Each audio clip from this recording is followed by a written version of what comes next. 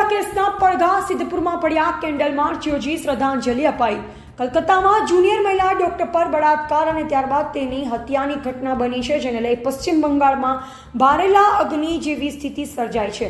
એટલું જ નહીં, દેશભરમાંથી પણ આ ઘટનાના વિરોધમાં તબીબો આગળ આવી રહ્યા છે। ત્યારે પાટણ જિલ્લાના સિદ્ધપુરમાં ઇન્ડિયન મેડિકલ એસોસિએશન દ્વારા વિરોધ પ્રદર્શન કરવામાં આવ્યું, તેમજ કેન્ડલ માર્ચ યોજી શ્રદ્ધાંજલિ પાઠવવામાં આવી। સિદ્ધપુરના ડોક્ટરોએ મૃતક મહિલા ડોક્ટરને શ્રદ્ધાંજલિ આપી 2 મિનિટનું મૌન પાડ્યું હતું।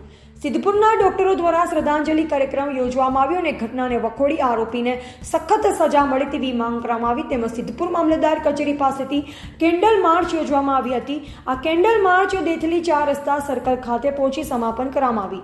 આ દરમિયાન સમગ્ર વાતાવરણ લાગણીશીલ બની ગયું હતું। કેન્ડલ માર્ચના કાર્યક્રમમાં સિદ્ધપુર ઇન્ડિયન મેડિકલ એસોસિએશનના પ્રમુખ doctor Anees Mansuri, secretary doctor જય સુથાર, જોઈન્ટ સેક્રેટરી ડોક્ટર હર્ષ મારફતિયા સહિતના સિદ્ધપુર ઇન્ડિયન મેડિકલ એસોસિએશન તમામ ડોક્ટરો તેમજ આયુર્વેદિક અને એલોપેથિકના ડોક્ટરો અને નગરજનો ઉપસ્થિત રહ્યા। રિપોર્ટર બળવંત રાણા, સિદ્ધપુર। સાહેબ, આજ શેના પ્રદર્શનમાં આજે આપને કેન્ડલ માર્ચ યોજી છે? ત્યાં આપ સૌ જાણો છો કે 9મી ઓગસ્ટ એ મહિલા સુરક્ષા માટે અને મહિલા ડૉક્ટર માટે કાળો દિવસ હતો।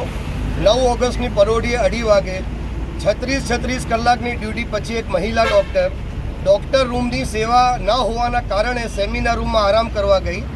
ત્યાં 36 કલાકની ડ્યુટી પછી થાકેલી હારેલી દીકરી પર નરાધમોએ કુકર્મ આચર્યું, એકદમ ગંદુ કૃત્ય કર્યું, બળાત્કાર કરી એને નિર્મમ હત્યા કરી।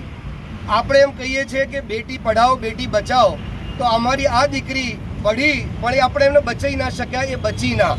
એટલે અમારી એ જ છે કે અમે એ મહિલા દર્દી જે અમારી દીકરી જે બહેન હતી એને અમે સહાનુભૂતિ અને અમે શ્રદ્ધાંજલિ આપીએ છીએ। અને સિદ્ધપુરના ડૉક્ટર્સ આઈએમએ એસોસિએશન પ્લસ બધા જ ઓર્ગેનાઇઝેશન, અને આપ જોઈ શકો છો કે મોટી સંખ્યામાં દરેક સમાજના આ દીકરીઓ જે છે, આજે આપણે કહીએ છીએ, ગર્વથી વાત કરીએ છીએ કે મારી દીકરી આગળ ભણે છે, પણ એની સુરક્ષાનું શું? તો આ બેનર એ જ કહી રહ્યું છે કે અમે ભણી રહ્યા છીએ, પણ અમારી સુરક્ષાનું શું? તો અમે અમારા અવાજથી આ કેન્ડલ માર્ચ કર્યો છે તાકી સરકારના કાન સુધી અમારી વાત પહોંચે અને મહિલા સુરક્ષા માટે કડકમાં કડક કાયદો લાવે।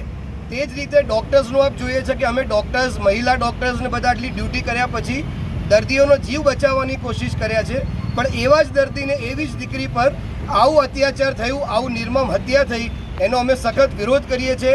અને આપણે કહીએ છીએ કે આપણો પુરુષ સમાજ છે, પુરુષ પ્રધાન સમાજ છે, તો હું બધાને હાથ જોડીને વિનંતી કરું છું કે દરેક વાલીઓને કે આપણા બાળકો, ખાસ કરીને છોકરાઓ અને યુવાનોને આપણે શીખ આપીએ કે મહિલાની આબરૂ શું છે, આપણે એમની શું રિસ્પેક્ટ કરવું જોઈએ।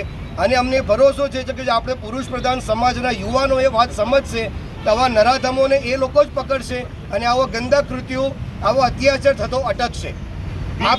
આપ સૌને કહેવા માંગુ છું કે આપ પણ અમારી વાત સરકાર તરફ જાઓ, સરકાર તરફ લઈ જાઓ અને એવો મહિલા સુરક્ષા માટે એવો કડક કાયદો હોય કે બીજી વાર આવો કોઈ નરાધમ આ કૃત્યો કરતા પહેલા વિચારે। We want justice! We want justice!